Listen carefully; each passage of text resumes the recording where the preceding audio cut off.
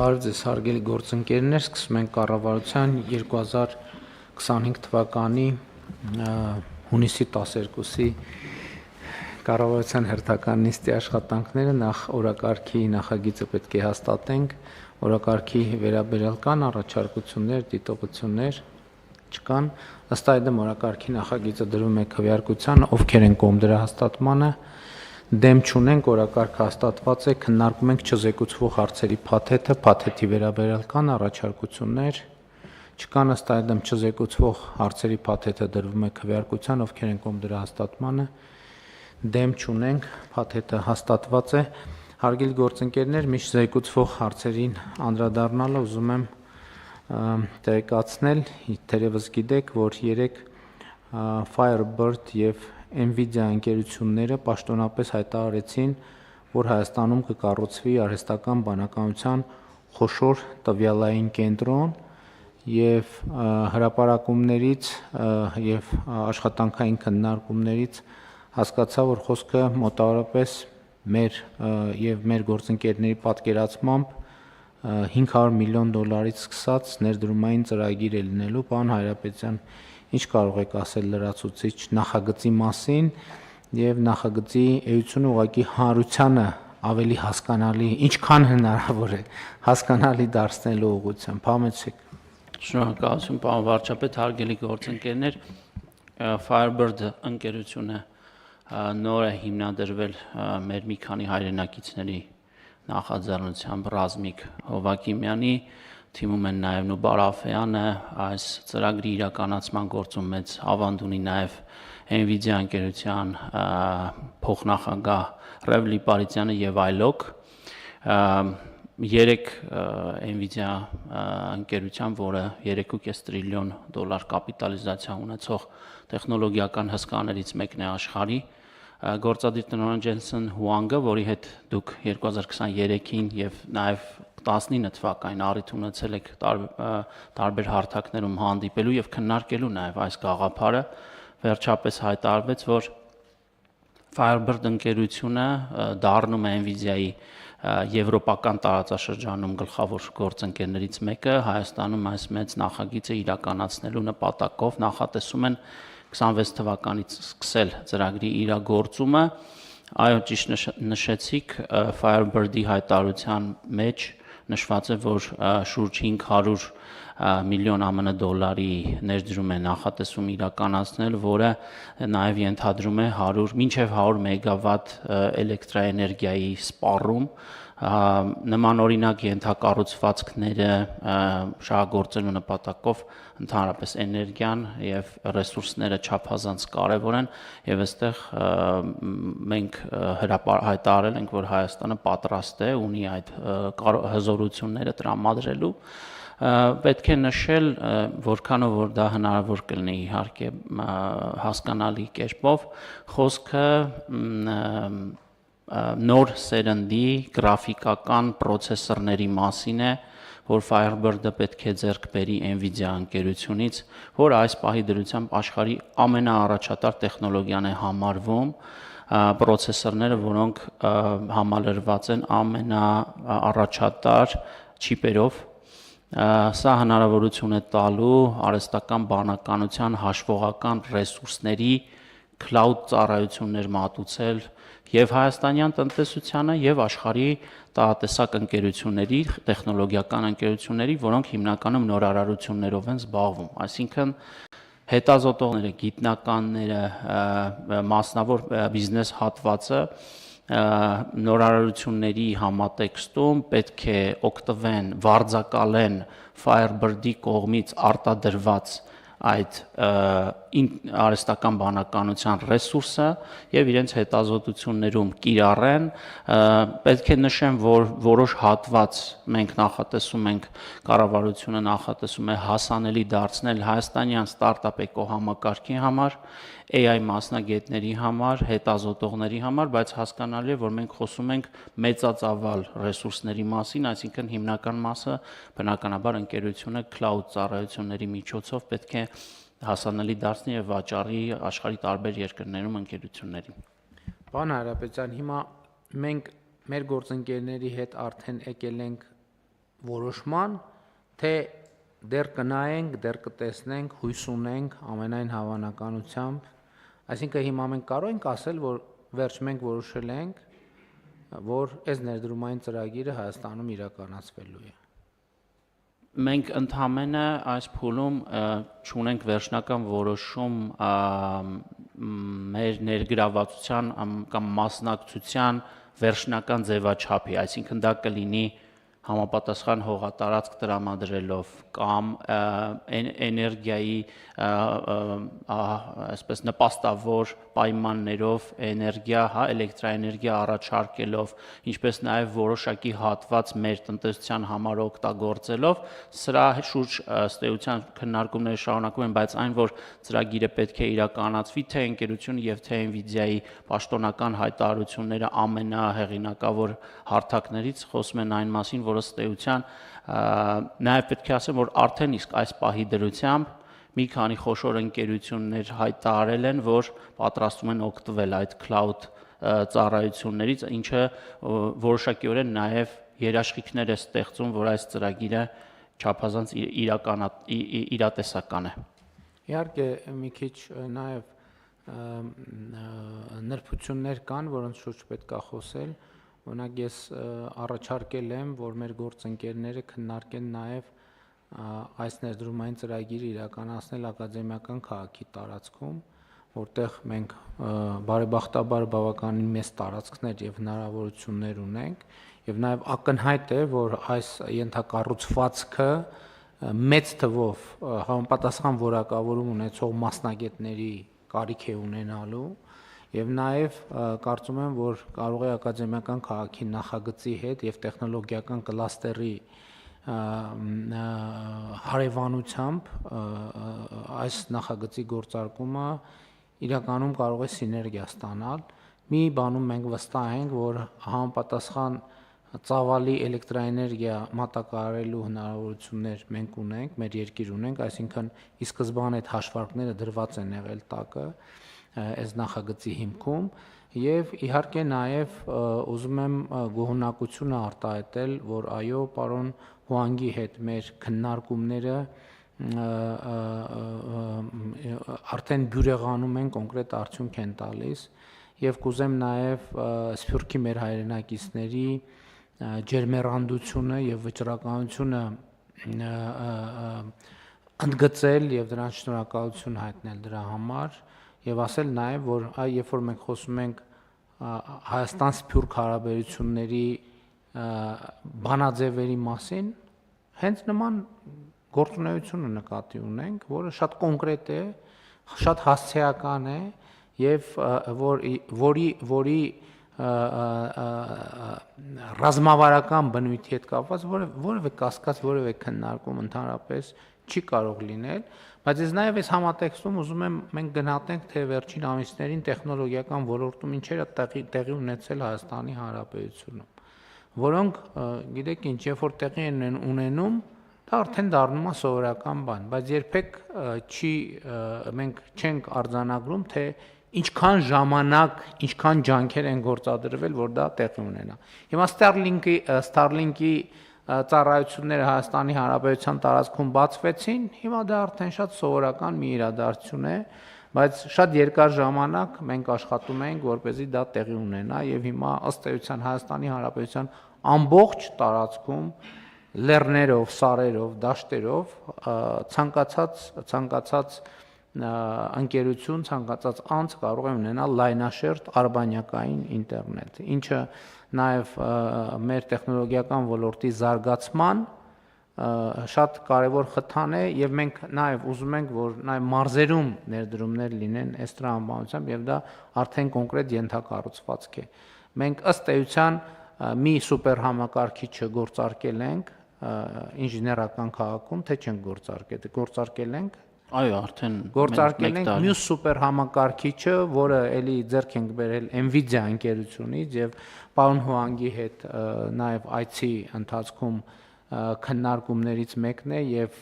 հիմա կարծես թե այն օրը մենք Երևանի պետական համալսարանում արդեն կոնկրետ տեղն էլ տեսանք, թե որտեղ է տեղադրվելու սուպեր համակարգիչը եւ մեր տեխնոլոգիական ոլորտի հետ կապված կառավարության ծրագրերը, նաեւ մենք գիտության եւ տեխնոլոգիաների ոլորտում նոր համագործակցություն ենք սկսել մասնավոր հատվածի հետ, օրենսդրական փոփոխություններ ենք իրականացրել եւ սա շատ կարեւոր process-ներ են եւ սրանք խորքային եւ բովանդակային փոփոխություններ են բերում մեր երկրին եւ բոլոր առումներով եւ շատ կարեւոր է սա գնահատել եւ ընդհանրապես գիտեք ինչ շատ կարեւոր է գնահատել մեր երկրի ընթացիկ իրավիճակը մենք որտեղ է գտնվում մեր երկիրը այսօր ընդհանրապես սա շատ կարեւոր հարց է բայց այստեղ շատ կարեւոր գաղափարախոսական հարց էլ կա որովհետև կապված է թե ինչ դիտանկյունից, ինչ գաղափարախոսության դիտանկյունից է դիտարկում հարցերը։ Երբ որ մենք հարցերը դիտարկում ենք իրական Հայաստանի գաղափարախոսության տեսակետից, մենք տեսնում ենք, որ մեր երկիրը այսօր գտնվում է բավականին լավ եւ հեռանկարային վիճակում։ Ընդ որում ես իմ գնահատականն այն է, որ մենք դժոխային իրադարձությունների միջով անցնելով հիմա հասել ենք մի կետի, որ մեր երկրի առաջ բացվել են այնպիսի հնարավորություններ, որ թույլ տվեք ասենք չեմ ուզում տեն շատ տարածական բան ասել, բայց մեր պատմության մեջ մենք այսպիսի շանս ապահովելու մեր պետության հարարտևությունը առաջիկա հարյուրամյակների համար երբեք չենք ունեցել։ Իհարկե, ակնհայտ է, որ կան նաև սպառնալիքներ։ Եվ ընդ որում այդ սպառնալիքները եղել են միշտ։ Ոչ մի նոր սպառնալիք չկա։ Այսինքն այն բոլոր սպառնալիքները, որ եղել են, իրենք այսօր էլ շարունակում են մնալ։ Որն է տարբերությունը։ Տարբերությունն այն է, որ մենք այդ սպառնալիքները կառավարելու հնարավորություն ենք ստացել տեսական եւ գործնական, եւ երկրորդը, ինչն է նորությունը այս պատմության մեջ։ Նորությունն այն է, որ գոյություն ունեցող սպառնալիքներին որպես հակակշիռ բացվել են անհավանական հեռանկարներ մեր երկրի առաջ բոլոր առումներով թե տնտեսական թե քաղաքական թե միջազգային եւ էլի ես ուզում եմ ասել ոնց որ խոսում ենք նոր տեխնոլոգիական ոլորտում զարգացումների մասին էլի շատ սովորական բան է, հա 2026 թվական Հայաստանում տեղի ունենալու եվրոպական քաղաքական համայնքի գագաթաժողով։ Հա դե գագաթաժողովը տեղի ունենալու ինչ կա որ աշտանը տեղի ունենալու COP10 կենսաբազմազանության COP17 համաժողովը հա դե COP17 հա լավ օքեյ տեղի ունենալու բայց կործանվում ենք Բայց կործանվում ենք։ Nvidia-ն եւ մյուս ընկերությունները 500 միլիոնի ներդրում են անում։ Ներդրում չկա Հայաստանում, ոչ մի ներդրումները Հայաստանից փախնում են։ Եվ այլն եւ ընդ որում ուզում եմ ընդգծել, որ COP17 Հայաստան եկել է քվեարկության արդյունքում։ Այսինքն սովորաբար երկրները պայմանավորվում են, բայց այս դեպքում այնպես հաստատել, որ պայմանավորվածության չի հաջողվել հասնել եւ Հայաստանի տեխնացությունը մի քանի այլ տեխնացությունների հետ դրվել է քվեարկության եւ Հայաստանի Հանրապետությունը այդ քվեարկության արդյունքներով հաղթել է։ Իհարկե եվրոպական քաղաքական համայնքի գագաթաժողովի դեպքում մի փոքր այլ էր իրավիճակը այնպիսին էր, որ ելի երկրներ կային տեխնացուներ բայց այդ երկրներն էլ իրենց հերթին պաշտպանեցին Հայաստանի տեխնացությունը եւ ես ուզում եմ նաեւ նրանց շնորհակալություն հայտնել այդ վերաբերմունքի համար ես նկատի ունեմ կա երկու հարթություն այսօր Հայաստանում այն հարթությունը որը գոյություն ունի տրանսֆորմացիայի բանաձևերի շրջանակում եւ որի դիրքից երևում է հեռանկարը Հայաստանի Հանրապետության, երևում է ապագան, ընդ որում ապագայի հարցն է շատ կարևոր հարց է։ Ես օրինակ մանավանդ 2021 թվականի ընտրություններից հետո, երբ որ ապագա կա ապագա կարգախոսով մենք խորհրդանական ընտրությունները հաղթեցինք եւ բնականաբար մեր անդիմադիր գործընկերներն էլ այդ ապագա կարգախոսը փորձեցին եւ փորձում են վերածել քաղաքական քննադատության թիրախի օրինակ շատ կարեւոր է մոդելավորել թե ինչ է նշանակում ապագա կա եւ ինչ է նշանակում ապագա չկա ես օրինակ այս թեմայի մասին շատ եմ մտածել եւ եկել եմ հետեւյալ եզրակացության որ ապագան նախագիծ է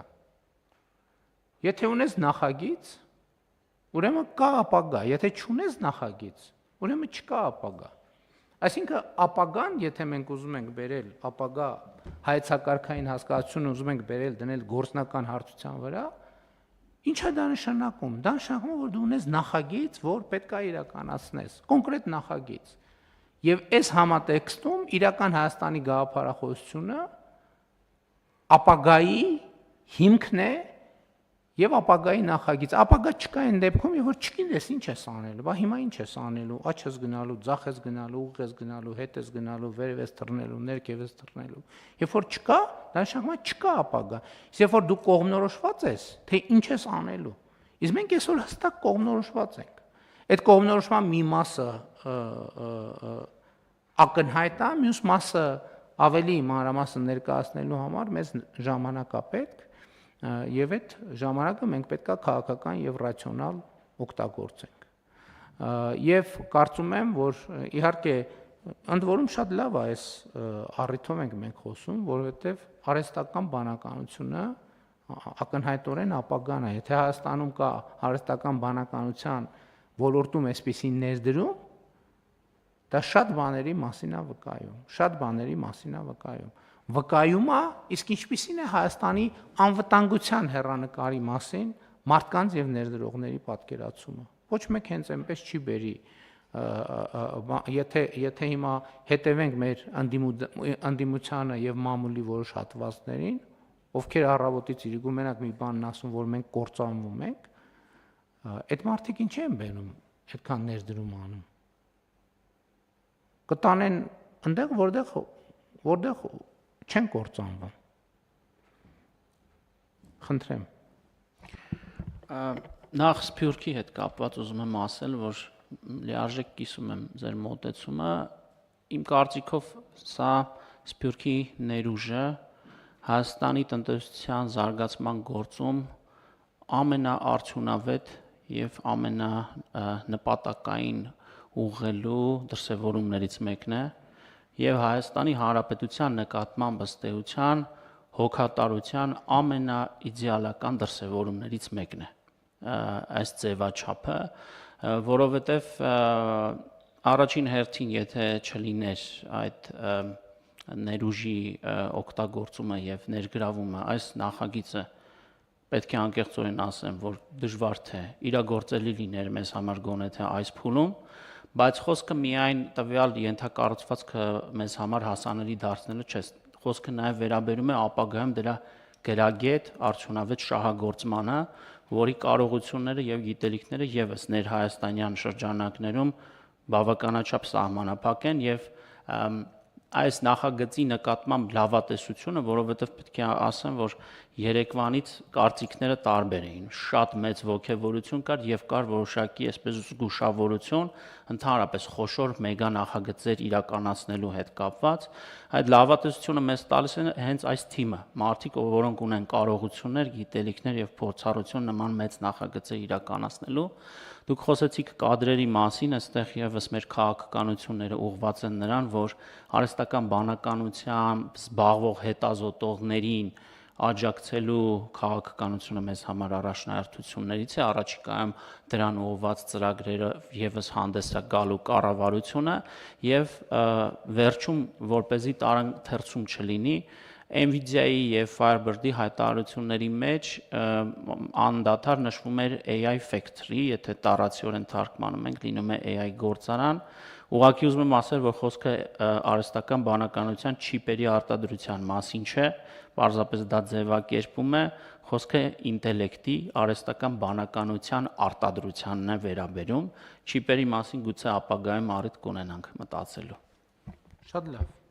Համեցեք, պարոն Սինանյան։ Մեծարգո վարչապետ եւ հարգելի պարոն Մխիթարյան, շատ կարեւոր փաստեր նշվեցին այսօր եւ նման նախաձեռնությունները նաեւ պատասխան են ցավալիորեն երբեմն հնչող են հարցին, որ բայց այդ չեն այդ սփյուռքը, այսինքն ինչ են արել կամ սփյուռքի ներուժը հնարավորությունը ներգրավվածության ողջ պոտենցիալը, երբ որ չափվում է պատերազմական պայմաններում, ասենք Հայաստան հիմնադրամին տված բարեգործական գումարներով, որը շատ սխալ մոտեցում է, սա է ճիշտ պատասխանը այդ ամենի։ Այսինքն պոտենցիալը նպատակասլաց ձևով ձեր ղեկավարությամբ հարաբերությունների փոխելն էր բարեգործությունից դեպի ներգրավվածություն, ներդրում, մարդկային ռեսուրսների ներգրավվածություն, իրական հնարավորությունների շարունակական եւ անգլերեն ասեմ sustainable ներգրավվածությունը, որը պետք է շահութափեր լինի բոլոր կողմերի համար եւ նման այս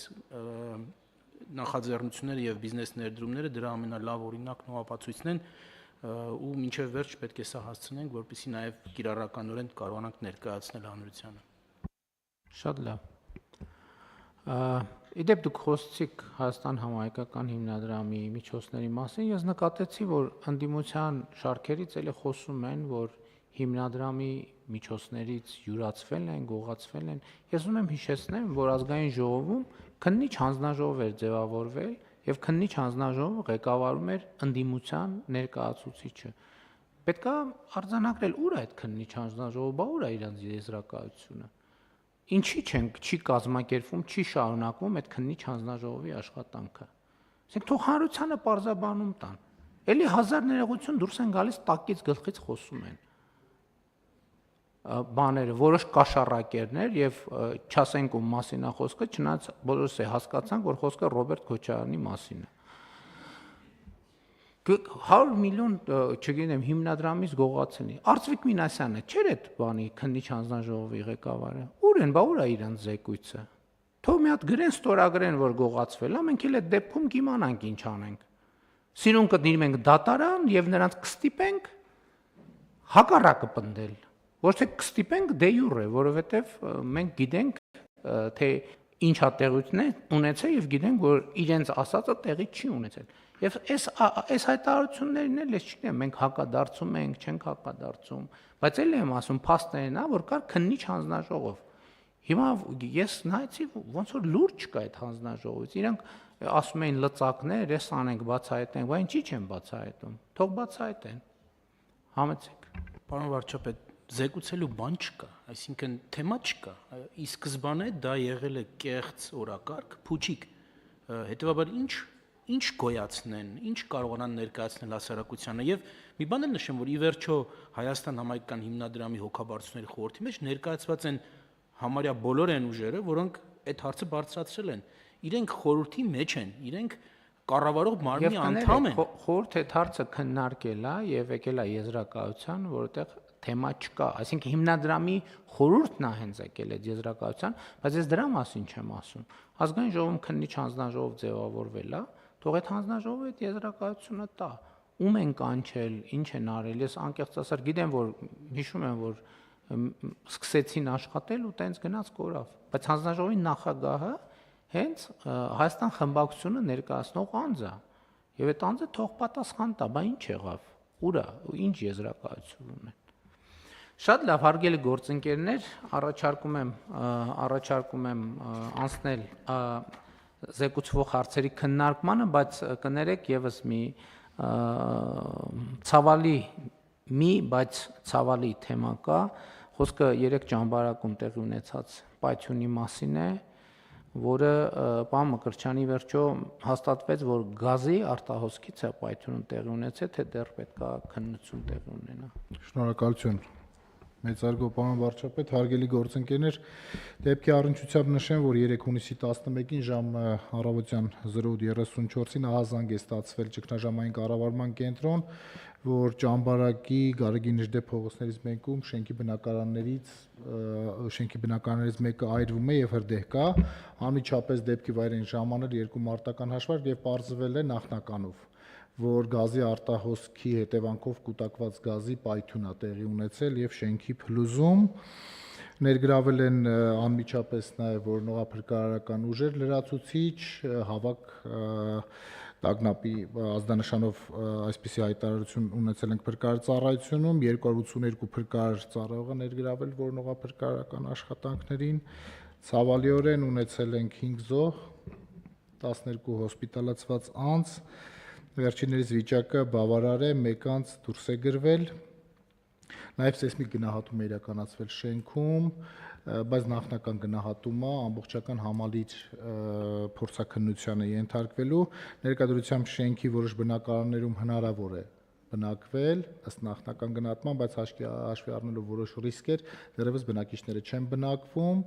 եւ թե տարածքային կառավարման ենթակառուցվածքների նախարարության, Գեղարքունիքի մարզպետարանի եւ Հայաստանի ինքնապետարանի հետ կատարվել են աշխատանքներ քաղաքացիներին այս առումով աջակցություն տրամադրելու համար, բոլոր բնակիչների համար նախատեսված են կացարաններ եւ անհրաժեշտ պարագաներ, մեծամասնությունը բնակչության հրաժարվել է բնակարանների տանն են բնակվել, 2 կին ունենք, որ օգտվել են եւ այս պահին հյուրատանն են բնակվում։ Դեպքի արդիվ նախաձեռնվել է քրեական վարույթ եւ պատճառների հատվածը այս շրջանակներում վերջնական կպարզվի։ Պարոն վարչապետ, ներկայումս ոստիկանության վերակարգերը իրականացնում են դեպքի վայրի պահպանություն, բնակիչների գույքը չկորսնվելու նախապայմանով եւ նաեւ ամբողջական վնասների գնահատում ենք նախաձեռնում իրականացնել, հետագայում նաեւ եթե փոխհատուցումների հարց լինի, այդ հարցերին անդրադառնալու համար։ Այսինքն այս պահին առանց Օթևանի մնացած մարդ չկա, մարդիկ ժամանակավոր բնակության տեղեր ունեն։ Ոչ։ Շատ լավ։ Հարգելի գործընկերներ, ցավակցում եմ մեզ բոլորիս եւ զոհվածների հարազատներին տեղի ունեցածի կապակցությամբ։ Եվ այստեղ մենք էլի պետք է վերադառնանք մեր մշտական թեմային, որ ստանդարտները եւ ստանդարտների արկայությունը եւ ստանդարտների իրականացումն է, որ մեզ հնարավորություն կտա կամ խուսափել կամ նվազագույնի հասցնել նման դեպքերը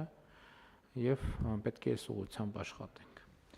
Շատ լավ, այժմ անցնենք մեր օրեկարգի զեկուցվող հարցերի քննարկմանը, հարց համար 28 անապահովության գնահատման համակարգով անապահով ճանաչված ընտանիքի աշխատունակ անձանց համար կարճաժամկետ ուսուցման դասընթացի կազմակերպման եւ զբաղվածության ապահովման ծրագիրը հաստատելու մասին հարցը։ Զեկուցող աշխատանքի եւ սոցիալական հարցերի նախարարի տեղակալ Աննա Ժամակոչյան, համեցեք տիկին Ժամակոչյան։ Շնորհակալ եմ մեծարգո վարչապետ, հարգելի գործընկերներ։ Առաջարկվող միջոցառման նպատակն է, ինչպես վերնագիրը հուշում է, անապահովության գնահատման նոր համակարգով անապահով ճանաչված ընտանիքների աշխատունակ անձանց տնտեսական ակտիվացումը եւ կայուն զբաղվածության ապահովումը։ Գիտենք, որ նոր համակարգը փորձարկում են 2 մարզերում, Կոտայքի եւ Սյունիքի մարզերում, ուստի միջոցառումն էլ առաջարկում է տրամադրել աջակցություն այս մարզերի գործատուներին, որոնք մեր շահառուներին զբաղվածություն կառաջարկեն 3 ուղղություններով. ուսուցում եւ աշխատանքի ընդունում, աշխատանքային փորձի ապահովում եւ աշխատանքի ընդունում եւ պարզապես աշխատանքի ընդունում։ Առաջին ուրեմն եղանակով, եթե զբաղվածությունը ապահովում է, ապա գործատուին աջակցում ենք հիմնականում ըստ էության 2 մասով, միջոցառման միջոցով պետությունը գործատուին կփոխհատուցի այն կրթական ծախսերը, որոնք կպահանջվեն շահառուին ոչ ֆորմալ կրթության ապահովման նպատակով, բայց ոչ ավելի քան 250,000 դրամի չափով։ Երկրորդ բաղադրիչը այս ուրեմն ուղղությամբ պետությունը կապահովի նաև գործատուին աջակցություն առնվազն 6 ամիս ժամկետով կնքված աշխատանքային պայմանագրի դեպքում 6 ամիս ժամկետով ամսական 50,000 դրամի չափով շահառուի աշխատավարձից հաշվարկվող հարկերի եւ պարտադիր վճարների փոխհատուցումը եւ այսպիսով կունենանք առնվազն 6 ամիս ուրեմն կրթություն ոչ ֆորմալ կրթություն ստացած շահառուի հետ պայմանագրի կնքման պարտադիր պահանջ։ Երկրորդ ուղղությամբ, երկրորդ դեպքում գործատուն ուրեմն պարզապես կնքում է պայմանագիր, կրկին նվազագույնը 6 ամիս ժամկետով աշխատանքային պայմանագիր մեր շահառուներից որը մեկի հետ եւ այս դեպքում ունի հնարավորություն առնվազն առաջին 3 ամսվա ընթացքում ապահովելու որոշակի, այսպես ասած, պրակտիկա կամ աշխատանքային փորձառություն, որի շրջանը ժամանակում գործատուին 3 ամիս ժամկետով մենք կփոխհատուցենք աշխատավարձի վճարման համար ամսական 165,000 դրամ, ներառել հարկեր, պարտադիր վճարներ։ Գործատուի մոտ աշխատանքային փորձառությունը այս 3 ամսը անցնելուց հետո եւս 3 ամիս կստանա գործատուն աջակցություն արդեն նորից նույն առաջին բաղադրիչի նման աշխատավարձից հաշվարկվող հարկերի եւ պարտադիր վճարների փոխհատուցման ձևով մինչև 50,000 դրամի չափով։ Երրորդ բաղադրիչը, երբ որ պարզապես կկնքի պայմանագիր գործատուն շահառներից, անապահով ճանաչված շահառներից որևէ մեկի հետ, ապա կստանա աշխատավարձի սուբսիդավորման աջակցություն եւ ունենք 2 եղանակ, եթե աշխատանքային պայմանագիրը կլինի 6-ից 11 ամիս ժամկետ, կունենա 6-ից 11 ամիս ժամկետ, ապա կսուբսիդավորենք 50%-ի չափով աշխատավարձի, բայց ոչ ավելի քան 50,000 դրամը ամսական, եւ 12 եւ ավելի ամիսների դեպքում կնքված պայմանագրի դեպքում մենք ունենանք 6 ամիս ժամկետով գործատուին աջակցություն, ամսական աշխատավարձի 70%-ի չափով սուբսիդավորում, բայց ելի ոչ ավել, քան նվազագույն ամսական աշխատավարձի չափն է 75,000 դրամը։ Ծրագրով ուրեմն մեր միջոցառումը նաեւ նախատեսում է որոշակի ռիսկերի զսպման գործիքներ, մեխանիզմներ, այսինքն հետգանձման եղանակներ եւ գործատուից եւ շահառուից ծրագրի պահանջներից շեղվելու դեպքերում միջոցառումը իրականացվելու է եւ իրականացվում է e-work AM համակարգի միջոցով, սա մեր զբաղվածության կամ այսպես ասած աշխատանք փնտրողների եւ գործատուների համատեղման այն համակարգն է, որտեղ մի կողմից գործատուները փնտրում են աշխատողներ, մյուս կողմից աշխատանք փնտրողները գտնում են համապատասխան հաստիկներ, այս ուրեմն գործիքի միջոցով այս համակարգը արդեն մշակված է նոր տեղեկատվական կենտրոնի կողմից եւ այս գործիքի միջոցով է իրականացվելու միջոցառումը իր բոլոր 3 բաղադրիչներով։ Միջոցառումը բխում է 24 թվականի դեկտեմբերին կառավարության հաստատված 2025-2031 թվականների զբաղվածության ռազմավարական ծրագրից եւ իհարկե անապահովության նոր համակարգի բարեփոխումներից։ Շնորհակալություն, խնդրում եմ դիտարկել, քվեարկել։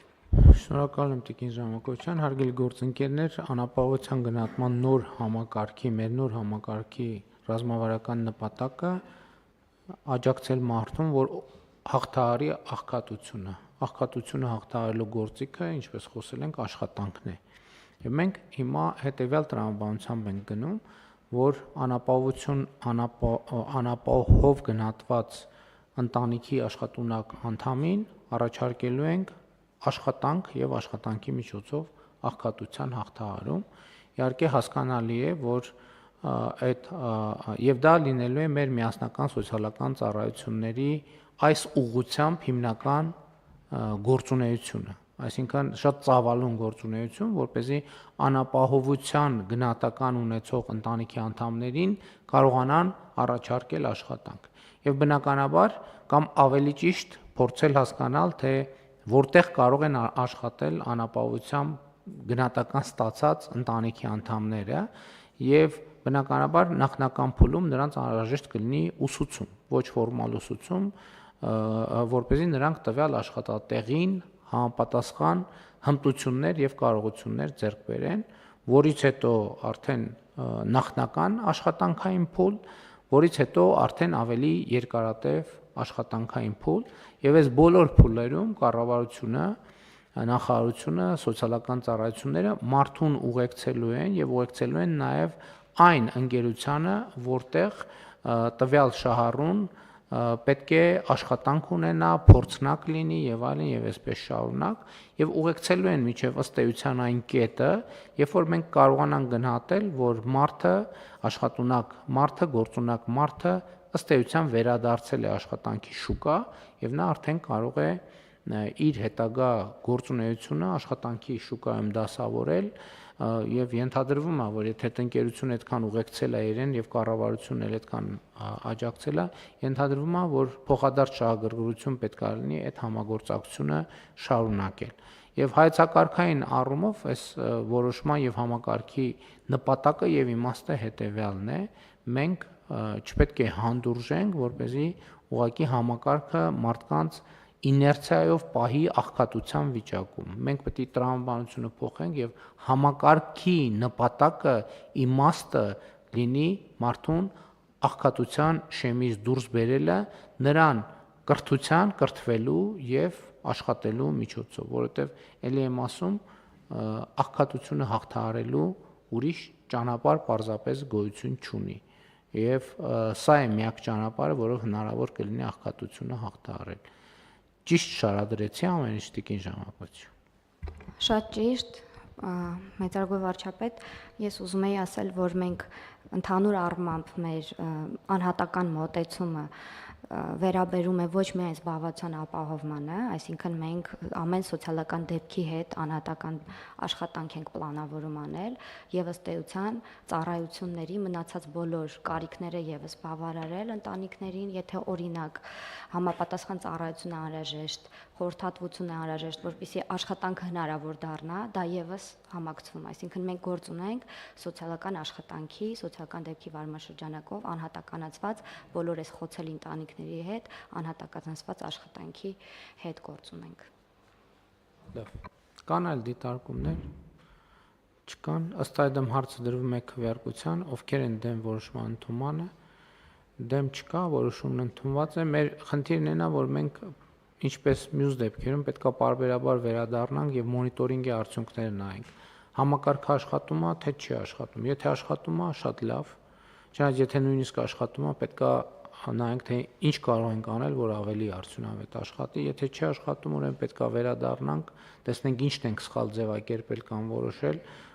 եւ ինչ փոփոխություններ պետքա անենք։ Քննարկում ենք հարց համար 17 Հայաստանի Հանրապետության քրեական դատավարության օրենսգրքում փոփոխություններ եւ լրացումներ կատարելու մասին Հայաստանի Հանրապետության օրենքի նախագծին հավանություն տալու մասին հարցը զեկուցող արդարադատության նախարար Սրփոյի Գալյան։ Համեցեք տիկին Գալյան։ Շնորհակալություն, մեծարգո վարչապետ, հարգելի գործընկերներ, ձեր քննարկմանն եմ ներկայացնում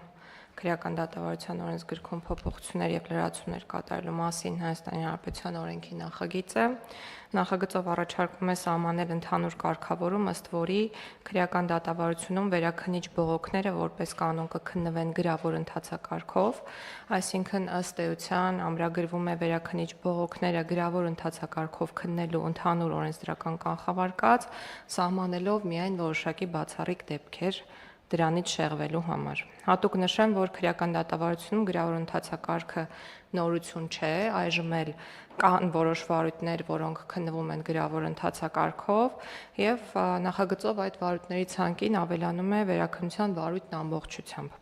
Բացառություն են լինելու այն դեպքերը, երբ կողմի միջնորդությամբ կամ սեփական նախաձեռնությամբ դատարանը գա եզրահանգման, որ վերաքննություն անհրաժեշտ է իրականացնել բանավոր ընթացակարգով, կամ երբ վերաքննիչ դատարանը բավարարի նոր ապացույցներ ներկայացնելու կամ ապացույցներ հետազոտելու կողմի միջնորդությունը։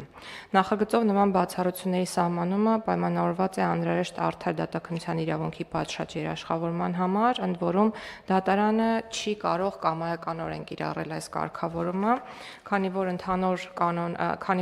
կանոն լինելու է գրավոր ընթացակարգը, յուրաքանչյուր դեպքում դատարանը նման որոշում կայացնելիս պետք է պատճառաբանի այդ որոշումը եւ հիմնավորի, թե ինչու է շեղվել այդ կանոնից։ Քանի որ սահմանում է բողոքների քննության գրավոր ընթացակարգ, ենթադրվում է, որ սա հանգեցնելու է դատարանի ծանրաբեռնվածության թեթևացմանը եւ բողոքների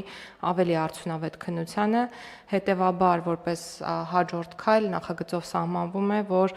վերաքննիչ բողոքների քննությունը պետք է տևի 6 ամիս, այսինքն սահմանվում է բողոքների քննության 6 ամսյա ժամկետ, որը դատարանի պատճառաբանված որոշմամբ կարող է երկարաձգվել միայն 1 անգամ 4 ամիս ժամկետով, եւ այս երկարաձգման հնարավորությունը սահմանվել է իրական շահագրգիռ մարմինների հետ քննարկումների արդյունքում, մի շարք մարմիններ մեզ ներկայացրել են առաջարկներ, որոնց համաձայն 6 ամսյա ժամկետը հնարավոր է, որ ներկա պայմաններում շատ կարճ ժամկետ է եւ մենք պետք է հնարավորություն տանք դատարներին գոնե այս փուլում գոնե 1 անգամ այդ ժամկետը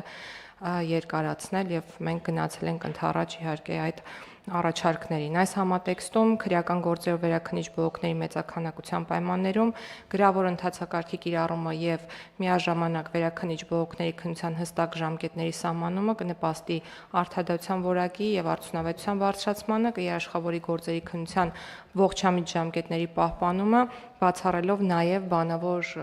քննության ժամանակ թույլ տրվող դատավարական չարաշահումներ եւ գործերի անհարկի ձգձգումները։ Ես կցանկանայի նաև զուգահեռ տանել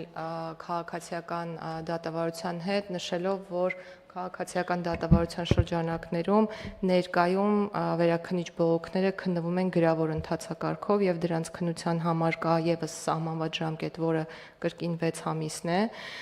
եւ ըստ էության այդ ժամկետները այսօր կարելի է արձանագրել, որ որպես կանոն պահպանվում են։ Եվ օգտվելով առիթից կուզենայի նշել, որ սա այն բազմաթիվ նախաձեռնություններից մեկն է, որը միտված է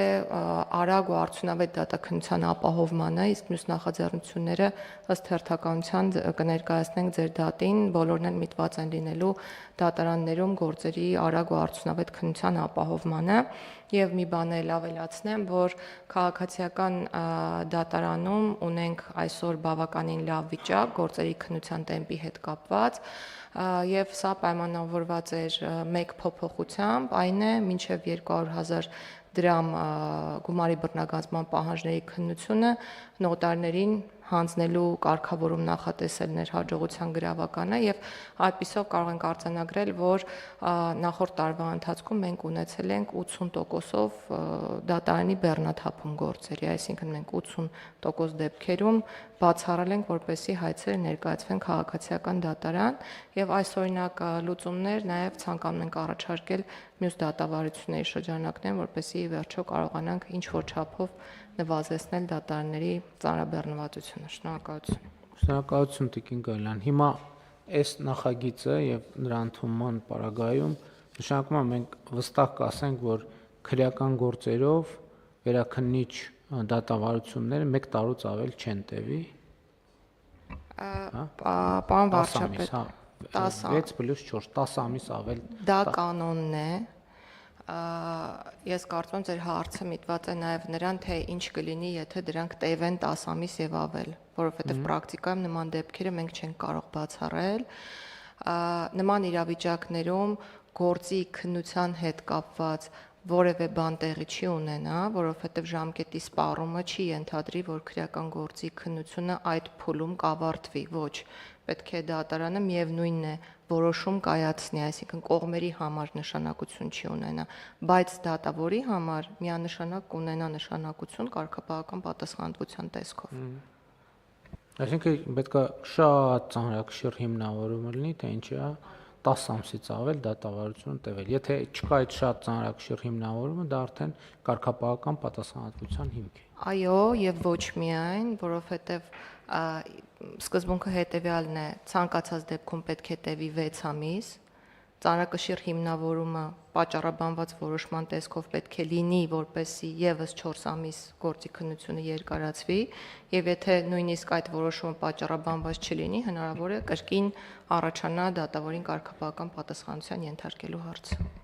Շատ լավ, կան հարցեր, դիտարկումներ։ Չկան։ Ըստ այդմ դրվում է քվեարկության, ովքեր են դեմ որոշման ընդունմանը, դեմ չկա, որոշումն ընդունված է։ Քննարկում ենք հարց համար 32-ը տնամերձ հողամասերում այգեհիմնամ եւ ոռոգման արդիական համակարգերի ներդրման փորձնական երկրորդ ծրագիրը հաստատելու մասին հարցը։ Զեկուցող էկոնոմիկայի նախարարի տեղակալ Արման Խոջոյան, համեցեք պարոն Խոջոյան։ Շնորհակալություն, մեծարգո վարչապետ, արգելի գործընկերներ։ Այս նախագծի ընդունումը նպատակաուղղված է Տավուշի մարզի Իջևան համայնքի տնամերձ հողամասերում բարձր բերքատվությամբ տնկիներով տնամերձ այգիների ստեղծմանը, ոռոգման ջրի խնայողաբար եւ արդյունավետ օգտագործմանը, որը կնպաստի ֆերմերների եկամուտների աճին, ինչպես նաեւ Իջևան համայնքում կձևավորվեն այգեգործական կլաստերներ։ Պարոն վարչապետ, նշեմ, որ նախորդ ծրագրի շրջանակում Տավուշի մարզի Բերքաբեր եւ Խաշտարակ բնակավայրերում իրականացվել է նմանօրինակ ծրագիր, որի շրջանակում կնքվել էր 87 պայմանագիր 5.84 հեկտար տարածքում այգեհիմնում իրականացնելու համար։ Նոր հիմնված տնամերձ այգիները մեծ հետաքրքրություն են առաջացել տնտեսվարողների մոտ եւ այդ իսկ պատճառով Իջևան համայնքը եւ մարզպետի աշխատակազմը նպատակահարմար են գտել շարունակել ծրագիրը նաեւ նույն համայնքներում, ընդգրկելով նույն բնակավայրերը, ընդգրկելով նաեւ Կիրանց եւ Ծաղկավան բնակավայրերը։ Եվ այսպես այս ծրագրով առաջարկվող բնակավայրերի շահառու բնակավայրերն են Բերքաբեր, Կիրանց, Ծաղկավան եւ Խաշտարակ բնակավայրերը։ Տավուշի մարզպետի աշխատակազմի ստացված նախնական տեղեկատվության համաձայն Իջևան համայնքի 4 բնակավայրերում տնամերձ հողամասերում այգի հիմնում իրականացնել ցանկացողների ընդհանուր թիվը այս նոր ծրագրից օգտվողներից 305 է, ընդգրկելով 18.2 հեկտար տնամերձ տարածք։ Ծրագրի շահառուներ կհանդիսանան առնվազն 100 քառակուսի մետր եւ ավել 1 ամբողջական ծառերից եւ այլ գույքից ազատ կամ ազատման ենթակա տնամերձ հողամաս ունեցող տնտեսավարողները։ Շահառուները ծրագրին մասնակցելու նպատակով մինչև 2025 թվականի հուլիսի 15-ը պետք է դիմեն համայնքի ղեկավարին եւ կնքեն պայմանագիր։ Շահառուների հետ պայմանագրերը կնքելուց հետո արդեն համայնքը կազմակերպում է շահառուների տնամերձ հողամասերում հողի ագրոքիմիական բաղադրության լաբորատոր փորձաքննության եւ տնամերձ հողամասերում կատարվելիք աշխատանքների ծախսերի գնահատման համար գնման գործընթացը եւ գնահատման արդյունքները ունենալուց հետո արդեն համայնքը հայտարարում է կապալառուի ընտրության մրցույթ տնամերձ հողամասերում այգի հիմնում ու ոռոգման արդիական համակարգերի ներդրում իրականացնելու համար։ Կապալառուի կատարած աշխատանքների ֆինանսավորումը կիրականացվի հետևյալ համամասնությամբ Հայաստանի Հանրապետության կառավարություն 95% եւ համայնք մենք հնարավորություն ենք տվել նաեւ շահառու, բայց համայնքն է ստանձնում այս պարտավորությունը 5%։ Հատկանշական է, որ եթե առաջարկվող ծրագրում եւ այս առաջարկվող ծրագրում եւ թե նախորդ ծրագրում սահմանված է պահանջ, որ կապալառու կազմակերպությունը պարտավոր է այգի հիմնումն իրականացնելուց հետո 2 տարի շարունակ բոլոր ծրագրի շահառուներին տրամադրի անվճար խորհրդատվություն եւ կրթություն։ Ինչպես նշեցի, մեր նպատակն է նաեւ այգեգործական կլաստերներ ձևավորելը եւ այս առիթով նշեմ, որ մեր միջազգային համագործակցության արդյունքում համաշխարհային պարանի ծրագրի եւ համայնքի ֆերմերների ներգրավմամբ Աչաջուր բնակավայրում ինքը ճանապարհին մոտ հատվածում է գտնվում, ստեղծում է լոգիստիկ կենտրոն հագեցած սառնարանային եւ որոշ վերամշակման կարողություններով։ Եվ նպատակն է ձևավորված ֆերմերային տնամերձ հողատարածքների եւ հարակից բնակավայրերի հետ կենտրոնացված համագործակցությունը։ Ըստ նախնական գնահատականների այն շահագործման կհանձնվի այս տարվա սեպտեմբեր ամսին։ Պարոն վարչապետ, վերջում ուզում եմ ուղղակի նաեւ մի դիտարկում անել, որ այս ծրագիրը բավական հետաքրքիր սիներգիա է ստացել կառավարության կողմից առաջարկվող մեկ այլ ծրագրից, որը որ վերաբերում է սահմանամերձ բնակավայրերում ընտանիքների բնակարանային մատչելիության ապահովման պետական աջակցության ծրագիրը 22-24 թվականներին, քանի որ ընտրված համայնքներից 3-ը Ծաղկավանը, Բերքաբերը եւ Կիրանցը գտնվում են հենց այդ բնակավայրերի ցանկում եւ նիստին մասնակցելուց առաջ իմ աշխատանքային ֆայլերում մի նկար ուղղակի աշխատանքային նկար ուզեցի ձեզ ներկայացնեմ, որ այս նկարը, այս տունը նոր է կառուցվել եւ սա արդեն Բերքաբերում նոր տնամերձ տարածքն է։ Հետևաբար ծրագիրը վերաբերում է ոչ միայն արդեն արկա տնամերձ տարածքները ազատելուն եւ նորը տնկելուն, այլ հնարավորություն է տալիս այդ նոր կառուցվող բնակարանները նույնպես ունենան իրենց տնամերձ տարածքներ եւ շահառու դառնան ծրագրին։ Շնորհակալություն։ Շնորհակալ եմ, պարոն Խոջյան, հարգելի գործընկերներ, ես չափազանցություն չեմ համարի, եթե ասեմ, որ սա հեղափոխական ծրագիր է եւ այդ ծրագիրը հիմնված է այն ակնհայտ դիտարկումների վրա, որ Հայաստանի տնամերձ հողամասերի առնվազն ճնշող մեծամասնությունը, կամ լավ գոնե ասենք կեսը, որ Մարկ Տվենի վիճակում հայտնվենք, որ հետո բան արվի, ասենք այն մյուս կեսը չեն տալիս այն արդյունքը, որը կարող են տալ։ Եվ դա խնդիր է եւ անհատ հենց այդ տնամերձերի տերերի տեսակետից եւ երկրի տնտեսության տեսակետից եւ ընդհանրապես գյուղատնտեսական այն կուլտուրայի տեսակետից, որը Հայաստանում գոյություն ունի։ Եվ այս գաղափարը առաջացավ, որ մենք առաջարկենք, որ մարդիկ իրենց տնամերձ հողամասը իրենք ամբողջությամբ ազատում են եղած բուսականությունից, պայմանական ասած, եւ կառավարությունը աջակցում է, որպեսզի այնտեղ ինտենսիվ այգի ձևավորեն մի առանձնահատկությամբ, որ նախապես որոշվում է բնակավայրերի հատվածում կոնկրետ ինչ այգի է կամ ինչ մշակաբույս է հիմնվելու, որպեսզի որովհետեւ կտրտվածությունը հաշվի առնելով, եթե մենք առանձին վերցրած 500 մետրի վրա ունենանք մի ինտենսիվ այգի 500 կամ 300 մետրանոց դա մեծ հաշվով մեծ բան չի փոխի։ Իսկ եթե մենք ամբողջական բնակավայրերում եւ մի քանի բնակավայրերում ունենանք հազարավոր 500 մետրեր, որտեղ նույն մշակաբույսն է կամ նույն կուլտուրան է մշակվում, այստեղ ունենանք շատ կոնկրետ տնտեսական հետաքրքրություն, որովհետև հնարավորություն կլինի ձևավորել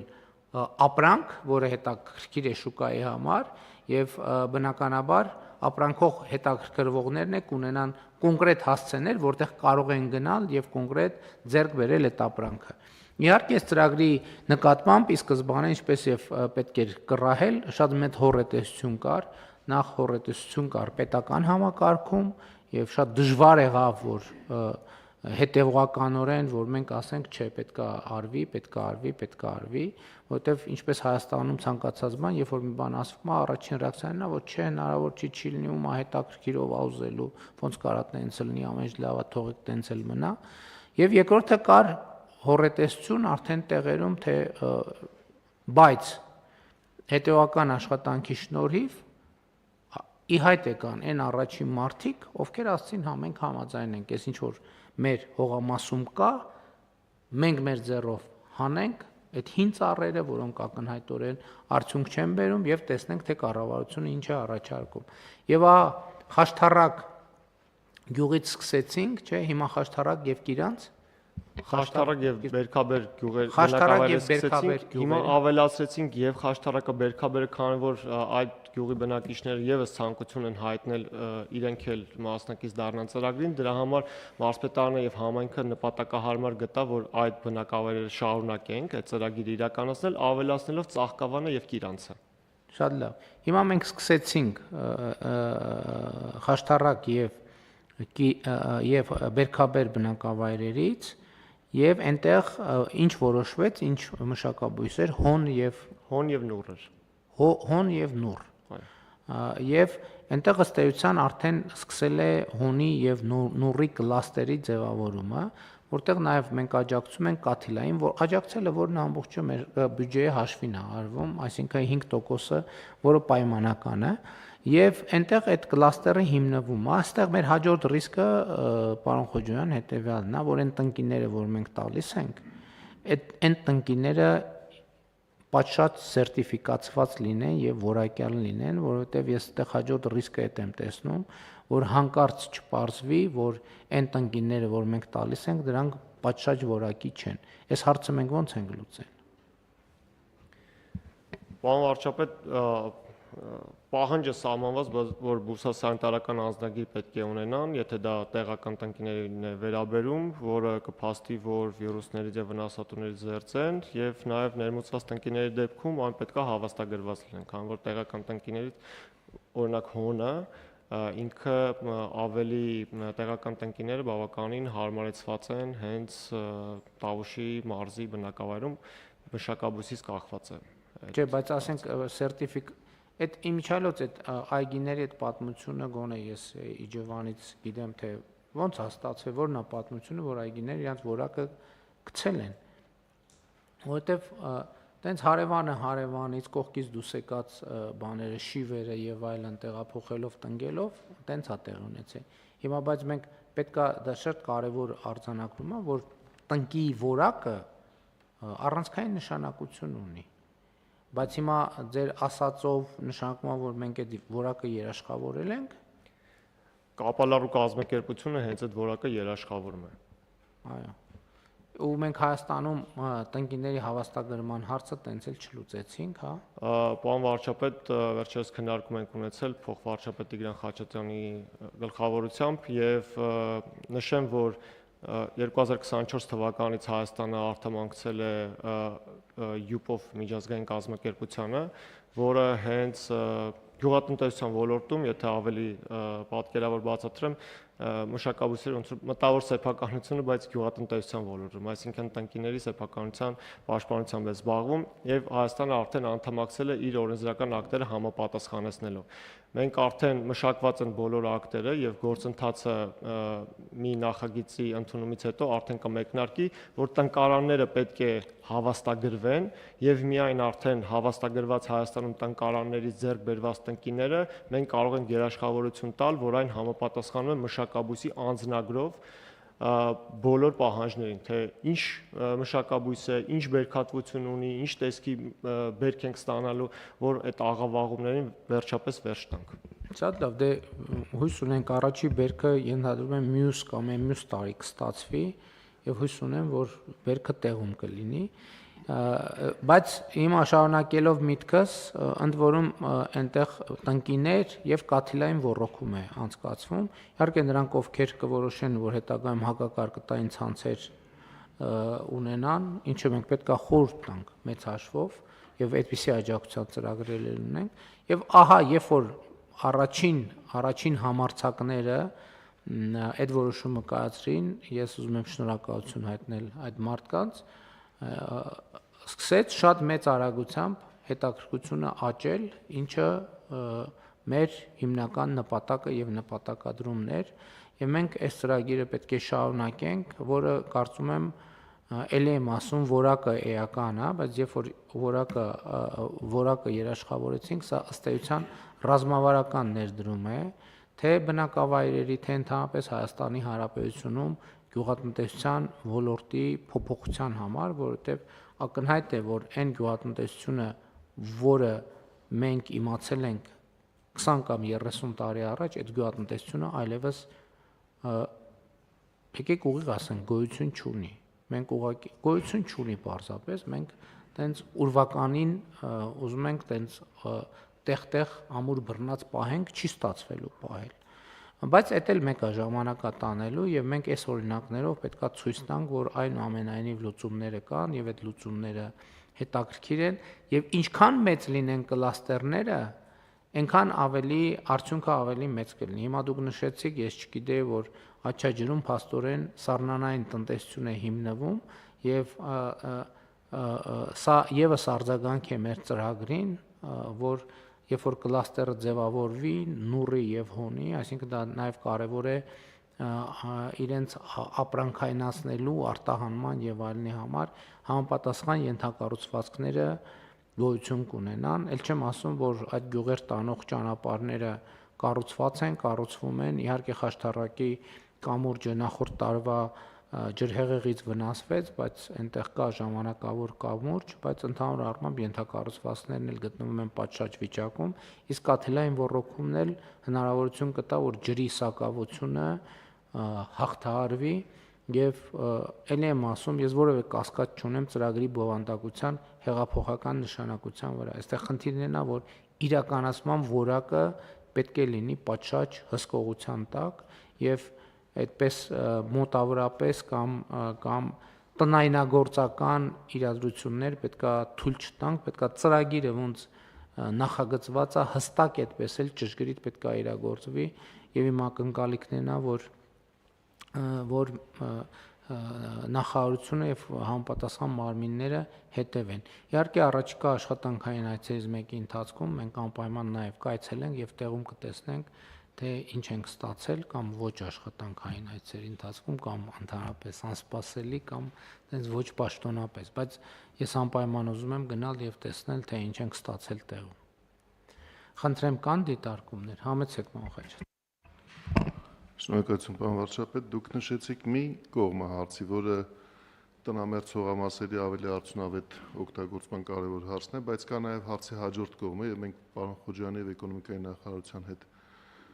քննարկելու առիթ ունեցել դա այս ծրագրի ուսուցողական կամ կրթական նշանակությունն է։ Այդ մարդիկ իրենց օրինակ 87 պայմանագիր 6 հեկտար կամ նոր 305 պայմանագիր 18 հեկտար, սա եթե արդյունքի տեսանկյունից գնահատենք, գուցե քանակային տեսանկյունից շատ մեծ ազդեցություն չունենա, բայց այն, որ 400 մոտ ընտանիքներ կարող են տեսնել տարբերությունը, թե ինչ է նշանակում ժամանակակից տեխնոլոգիաներով գյուղատնտեսության իրականացում եւ իրենց այդ գիտելիքը եւ փորձառությունը տեղափոխեն իրենց իսկ սեփականության իրավունքով պատկանող այլ հողամասեր, որոնք պարտադիր չի որ տնամերձ հողամասերն են, սա այն հաջորդ զարգացումն է, որ պետք է մտածել, որ տեղի կունենա։ Եվ ես կարծում եմ, որ պետք է էկոնոմիկայի նախարարությունը այդ խզումը չառաջացնելու համար մտածի, թե այս շահառուներին ինչպես կարող է աջակցել հաջորդ փուլում, որովհետև մենք ունենք հիմա տնամերձերում այս աջակցության ծրագիրը, մեկ էլ ունենք խոշոր հողամասերում այգետնկման, ինտենսիվ այգեգործությամբ զբաղվելու աջակցության ծրագիր։ Այդ մեջտեղում ինչ որ բան է, պետք է որ այդ կամուրջը գծվի եւ քանի դեռ իհարկե այս օգուտները չեն երևացել, այս այգիները երևի բերք կունենան առաջիկա 2-3 տարի հետո, երբ որ այդ փորձառությունը այդ համոզմունքը կձևավորվի, որ սա ընդայն այս տեսագործունեությունը ընդայնելը որոշակի պայմաններում, էլի որոշակի չափորոշիչներով կարող է արդյունավետ զարգացում լինել, ես կարծում եմ, որ պետք է նախարարությունը այսօրվանից մտածի եւ կոմունիկացնի դա, որովհետեւ դա լրացուցիչ խթան կդառնա, որ այն 300 ընտանիքները, որոնք այսօր դեռևս ապավինում են կառավարության աջակցության եւ համայնքի աջակցության այս ծրագրին մասնակցելու համար, կարող է վաղը ցանկություն ունենան իրենք էլ համաֆինանսավորել որոշ չափով։ Պարոն Խաչատրյան, իմ ընկալումն է նա, որ ծրագիրը պետքա պարտադիր շարունակվի, բայց այստեղ արդեն պետական բյուջեի մասնակցության չափը պիտի վերանայվի ինչ տրամաբանությամբ։ Հիմա ես sense եմ պատկերացնում, այս այգիները հիմնադրվեն, ելի եմ ասում, շատ կարևոր է իրականացման պատշաճ որակը եւ ձեզ, պարոն Խոջոյան եւ մարզպետին ուզում եմ ասել, պարոն Ղալումյան, որ ծրագրի իրականացման որակը պետքա լինի պատշաճ մակարդակի վրա։ Ես նախապես ասում եմ, որտեղ ես գնալու եմ իմ աչքով տեսնեմ, թե ինչ որակով է իրականացվել։ Հիմա երբ որ սա իրականացվել, մեր հաջորդ փուլը ինչ պետքա լինի։ Մենք պետքա մասնավոր հատվածից ընկերություններ, ովքեր զբաղված են այդ գործունեությամբ, գյուղմթերքի առք ու վաճառքով, հրավիրենք իրենց այնտեղ։ Ասենք, գիտեք ինչ, տեսեք, այսպիսի նախագիծ է արվում։ Հիմա մենք կամաց բյուջեի մասնակցության չափը պետքա իջեցնենք եւ մենք այդ ընկերություններին պետքա հանդիպացնենք այդ գյուղերի հետ, որտեղ նրանք X պահից այդ էստաֆետը պետքա վերցնեն եւ իրենք պետք է այնտեղ ներդրումները խթանեն, նաեւ այդ գյուղերի հետ պայմանագրեր կնքելով ապագա բերքի վաճառքի տեսակետից։ Ընդ որում դա սխեմա է, որ Հայաստանում արդեն կան ընկերություններ, որ կիրառում են, ուղղակի մենք էլ գուցե X պահի պետք է մտածենք, թե ոնց խթանենք այդ ընկերություններին, որ մենք նաև բյուջեի ծախսերը կամած նվազեցնենք, դուրս գանք ծրագրից կամ համաֆինանսավորումից դուրս գանք կամ սիմվոլիկ ֆինանսավորում անենք, որովհետև այդտեղ արդեն մենք տնտեսական հետաքրքրությունը ձևավորել ենք, արդեն պոտենցիալ շահառուներին պետքա այդ խաչմերուկում ուղղակի հանդիպացնենք, նրանց աջակցենք, որ արդեն դառնան պայմանագրային որոշակի հարաբերություններ ձևավորել։ Եթե այս ընթացքում համոզենք նաև, որ մեր սիրելի գյուղացիները այս հենքի վրա գյուղատնտեսական կոոպերատիվ էլ ստեղծեն, որպեսզի արդեն հնարավոր լինի ավելի կոմերցիոն եւ տնտեսական հիմքերի վրա դնել այդ ամեն ինչը, լավ, եթե չէ, համայնքները, վարչական շրջանները իրենք էլ կարողանան կազմակերպել։ Ընդ որում, այս ծրագրի մեջ ես ինչ եմ ծրագրին հավատում, որովհետև այս ծրագիրը կառավարությունից առաջ մասնավորը եւ գյուղացիները իրականացրել են մասնավորապես Տավուշի մարզի Չինարի գյուղում։ Այս գաղափարը դրա հետ էլ կապ ունի, երբ որ Չինարի գյուղում տենց ստացվել է, որ թզի այգիներ են ձևավորվել եւ երբ որ իմ այցերից մեկի ժամանակ ես իմ աչքով տեսա, որ բեռնատարները Չինարի գյուղամեջում կանգնած են եւ ընդունում են գյուղացիների բերքը, թզի բերքը, ովքեր բերում են եւ տեղում սորտավորում է տեղի ունենում եւ այլն եւ այլն։ Այսինքն այն ծրագիրը, որ ոչ թե մենք ենք մտածում, ուզում ներդնել կյանքի մեջ, այլ կյանքը մեզ հուշում է, որ այսպիսի գործիք կա եւ կարող է այդ գործիքի կիրառումը ընդլայնվել, իհարկե սա ավելի հեշտ է ստացվում եւ կարծում եմ, որ սա այդ դեպքերից է եւ համաձայն եմ պարոն Խաչատրյանի ասածի հետ, որովհետեւ այո, մեր խնդիրն է խթանել, մեր խնդիրն է ստարտ տալ, բայց պետական բյուջեն չի կարող անընդհատ այս process-ը ֆինանսավորել եւ մենք պետք է հասկանանք, որ բան պետք է լինի, ելք պետք է լինի կառավարության համար այն կետից, երբ որ մասնավորը արդեն կտեսնի հեռանկարը եւ գյուղացիները եւ մասնավոր ներդրողները կտեսնեն հեռանկարը եւ մենք նրանց ուղղակի պետքա օգնենք, որ այդ տեղի ունենա, համեցեք։ Պարոն վարչապետ, մեկ տեղեկատվությամբ պարզապես կիսեմ, դուք նշեցիք կոոպերատիվների հնարավոր ստեղծումը, ասեմ, որ այն լոգիստիկ կենտրոնը, որի մասին որ ես խոսեցի, հենց կոոպերատիվն է ստեղծել, այսինքն 5 ֆերմերներ իրենք համախմբվել են եւ դա ստեղծվում է։ Եվ հիմք է հանդիսացել այս կառավարության նախագիծը, որի շրջանակներում ինքը կենտրոնացված ծառայություններ մատուցել է։ Դե այդ նշանակումը մարդիկ հավատացել են արդեն ծրագրին, այստեղ ասում եմ, մեր միակ խնդիրը, մեր էսպայի խնդիրը ապահովել, որ տնկիները լինեն որակյալ։ Մենք տենց բան ունենք, մղձավանջային պատմություններ ենք հիշում, եւ որ պետական ծրագրով գնված սերմը չի ծլում, չգիտեմ, բանը եւ այլն, թունաքիմիկատից կրծողները չեն սատկում, այլ ընդհակառակը ավելի ակտիվանում են։ Հետո մենք չենք